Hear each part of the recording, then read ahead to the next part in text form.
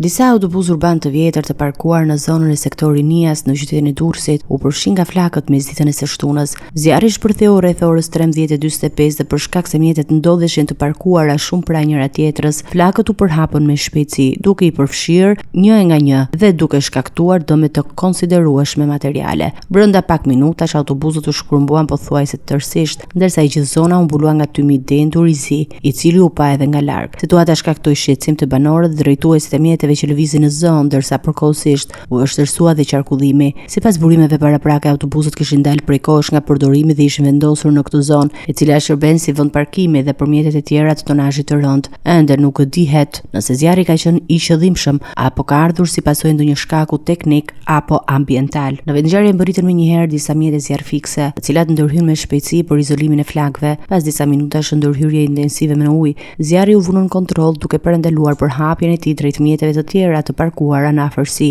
Ndërkohë, forca të shumta policie ndodhen në zonë edhe ka nisur hetimet për zbardhjen e plotë të rrethanave të ngjarjes, si dhe përcaktimin e shkaqeve që çuan në rrënjën e zjarrit.